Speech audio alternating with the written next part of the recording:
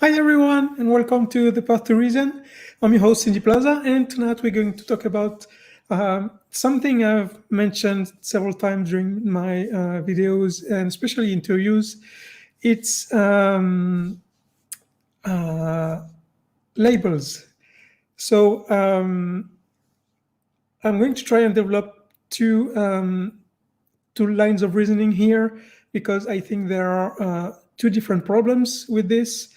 So the first one is that as humans, we tend to go for what's easy. So when we try to describe someone, we're going to go for something that describes this person in an easy way, and that's how we get labels. It's because we need people to be in certain boxes so we can address them. The problem is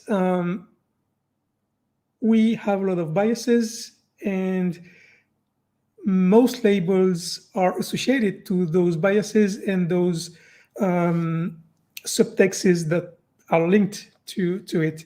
So when we attribute a label to someone, it's not just that label, it's also everything that goes around this label. For example, if you say, oh, this person is gay, then we if it's a man in our society, we have the idea of an effeminate man, and all labels have this kind of issue. The idea I have is that as much as possible we need to try and avoid those labels, because if you use that on someone, people tend to see this person only through the prism of this label, and they tend to forget that humans have a huge variety of behaviors. Even for one person, we can have very contradicting behaviors, characters, traits, or things we like. And because of that, if we use heavy lifting labels, then we reduce this potential everyone has to this label, and that's problematic because it tends to close people inside this label. I'm sorry, my cat is is complaining. So yeah, when we, especially when we impose a label on someone, and most likely a negative one, then this person is reduced to what's associated to the label.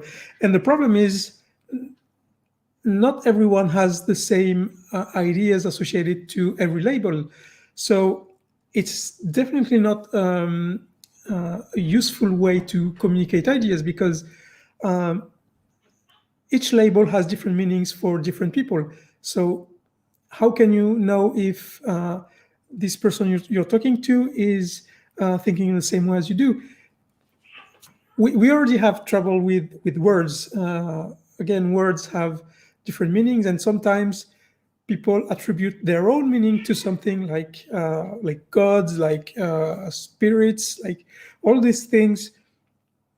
People tend to create their own meaning, and this is not helpful for discussion, because then the discussion it tends to go to the difference of meaning through different people, instead of the crux of the idea, and we lose a lot of time because of this, and so yeah, that's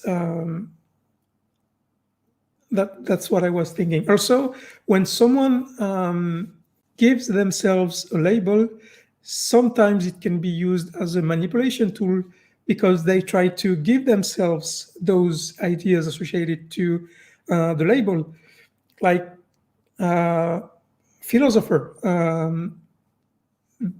In the world, this label has this idea that a philosopher is someone who knows a lot of things. He's educated, he's cultivated, he's smart, and so people can give themselves this label despite being educated, even without being critical thinkers or things like that, and that's used to that can be used to trick people. And so we need to be careful with that. So that's why instead of using labels as names, like a table, a gay person, a trans person, I think it's better except when it's not possible. In case of identity, it's very hard, but we should try at least to use adjectives instead of names, like a gay person. In this case, gay is an adjective. Trans person, is an adjective. And so this transmits the idea that we have a person and we give them one property that we're talking about. But this person has a lot of other qualities and flaws. So if you say a person and then or before adjectives, then I think it's clearer in people's mind that that this person can be other things, and we're just talking about this adjective because we're talking in this context. So that was the first point I wanted to talk about. First of all, I'm going to say hi, Stitix and Ascalon. Nice to see you here, guys. Hi, Dorothy Scott. I don't know what you just said, Varktech. I don't know what that means. So the second point is much harder to explain, so I'll try to do my best. So when we put a negative label onto someone, like you're racist, or you're homophobe, you're homophobe, or transphobe, or these kind of things, no matter whether it's true or not, and we'll come back to that later, it doesn't help anything. It won't help the person change their mind. It won't help the person change their behavior. On the contrary, it tends to make them feel attacked, and it tends to reinforce the belief you're attacking. So if we want to have discussion and meaningful discussions, then we need to avoid those words, because psychologically, when you feel you're attacked, your brain switches into a different mode, and in this mode, it doesn't think exactly the same way, and so yeah, it's hard to have a discussion if you insult the person. And more broadly, we say that when we debate, the first rule is to not attack the person and instead the argument or the assessments, and that stays true, of course. But in this very specific case of labels, then yeah, it's detrimental to the discussion.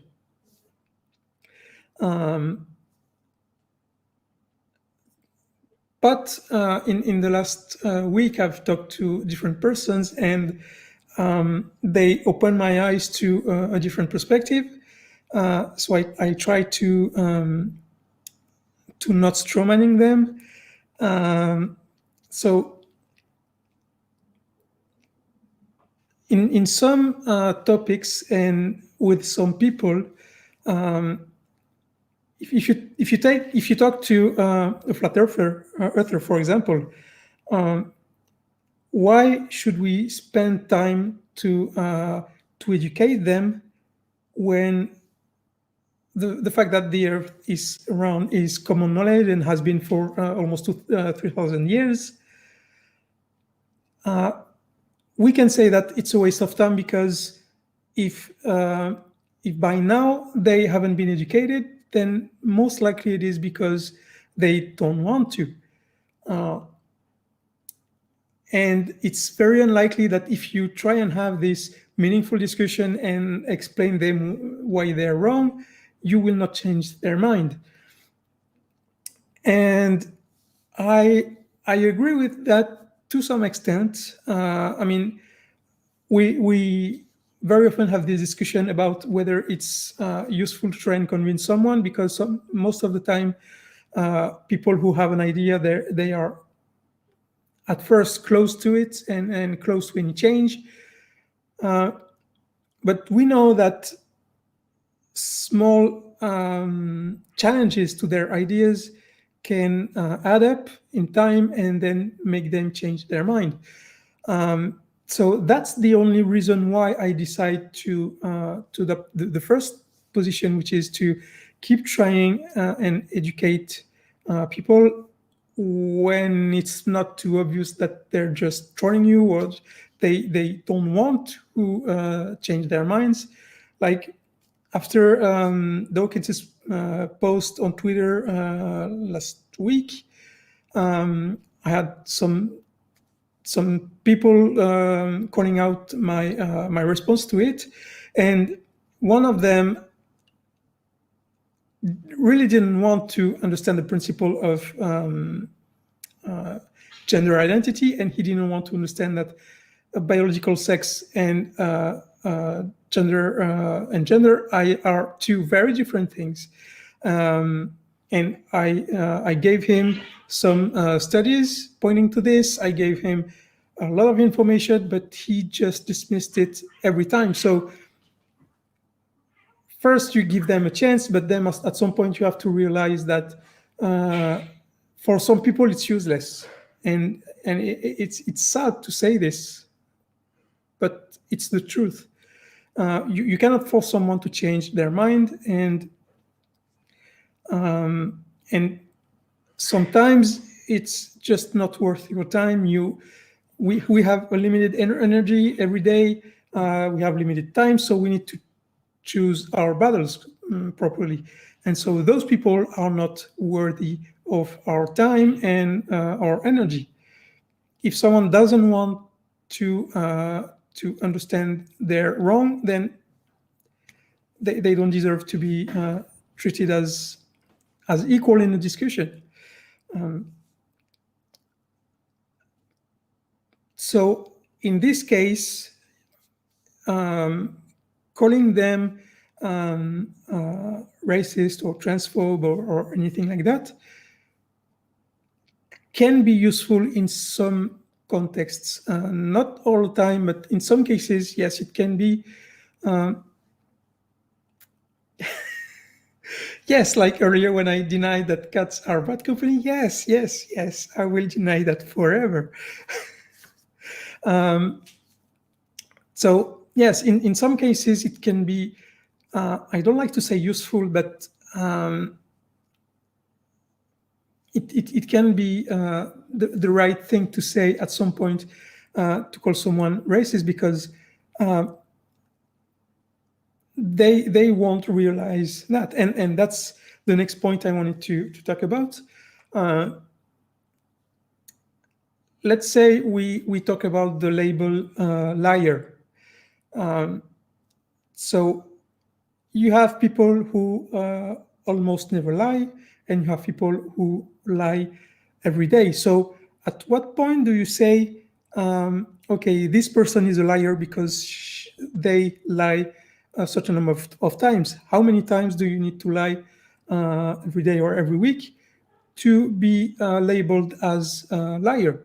And that's a very tough question to answer, because this value changes from person to person. So in my opinion, those labels can be attributed to people only when the behavior in question is recurrent, like like Trump lying 16 or 17 times a day for 4 years. Yeah, that's deserving the label of liar. I would even say pathological liar. But that's an extreme. How do you decide, and how do we measure this? How do we say, okay, I can call you a liar because you lie all the time, in my opinion, or that's very very tough to a day per sentence. Yeah, that's I guess at that point, yeah, you can say you're a liar. Yes. So yeah, that's the first problem.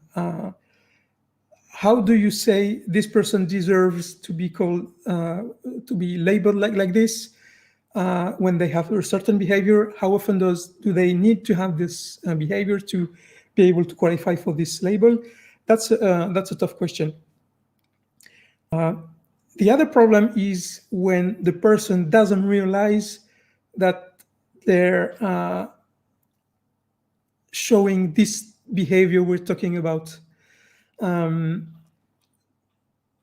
Let's say, for example, we were talking about Trump. Trump has Black people supporting him. He has women supporting him. He has Mexicans supporting him. And so we can ask ourselves, how, if you're Mexican and you know how Trump has been insulted Mexicans for so long and how much he harmed their community, how can you support him? Can you be as a Black person or a Mexican, can you be called a racist for following someone who is definitely a racist? Because even if you believe that Trump is not a racist, then you can evaluate his actions. You can evaluate the harm he's done with his policies, with his insults, with everything. So even if you believe that you're not racist, your action can still harm the community you're talking about. Even if sometimes if you can defend a community, but still have some behavior that harms or spreads the harm of a community. We have, I remember when there was those protests in Kenosha, there were some people who were putting on Facebook, Black Lives Matter, they should be complaining they're right, etc., etc. But when talking about police violence, they used to say, no, they get shot by police more often because they commit more crimes, which is not true. But they still have this racist idea and racist argument that's spread by people who want to claim that Black people are inherently bad. But in their opinion, they're not harming those people, they're defending them. So when you're facing this situation, when you are having someone who defends a community and then actively defends it and without any afterthought and for good reasons, they still can have some behavior that harms this community. So at this point, should we label this person as racist or as transphobe, as homophobe? Should we or should we not? Or should we instead say, okay, look, you are someone who you are what can be called an ally. But this very specific thing you do, this is still harmful to them. And that's very, very hard, because if you keep the label racist or anyone, the only response you will have is, no, I'm not racist. Look, I support Black Lives Matter. I have many Black friends, but that doesn't change the fact that your action, or sometimes actions, are harmful to this community. And in my opinion, in this case, we should not use the labels and only show what the people do that harm the community. And if this doesn't work, then yeah, I was going to say you have no other choice than just using labels, but again, I'm afraid this will just close the person on themselves and prevent any discussion. Because if this person I was talking about earlier that made the connection between Black crime and Black people gunned by police, if I tell them they are racist, the only thing they will think is, no, you cannot be right because I support them. And so the fact that they dismiss my word out of hand, it will deny me any chance I will have, or I might have in the future, to explain them the harm they're actually doing. And so, yeah, I think both approaches can be valid, but I still prefer trying to educate people as much as possible, and as much as the person in front of you shows the will to learn. When they don't, then they don't deserve any respect or any will to educate them. So yeah, that was my topic for today. If you guys have any question, please ask them in the chat. In the meantime, let's talk about the future. Probably next week I'll be doing another episode, but I haven't picked the topic yet. I've been wanting to do one on precepts, but I think I should document and write it down, because there are a lot of things I want to say about this. I'm also preparing a video, and that's a follow-up to this video we're having right now, about what is a trans person and why there are so many wrong information around this. And I know that this educational video will be, well, it may not be useful for a lot of people, but still I want to give the opportunity for people to understand everything that we're talking about here. And for this one, I will bring evidence. I will bring science studies and everything I can to make the case. But it will be the last I will do on this subject, because at this point, I will think that I will have provided every information I have and I can, and so there's nothing more I can add to the discussion. In the meantime, yeah, if you want to help the channel, you can like, subscribe. You can go to my Amazon wishlist, where I have a lot of books, and they will help me get better at critical thinking and at education in general. And if yeah, I have a very, very angry cat tonight. I don't know what happens. So yeah, if you like the videos, share them, like, subscribe. Don't hesitate to comment either in the live chat, or in the description, or in the comments below. And again, if you have topics you want me to address, or if you want to be on the channel and talk about something, then send me a message, and we'll put that together. In the meantime, I wish all of you a very good evening, a very good weekend, and see you next time.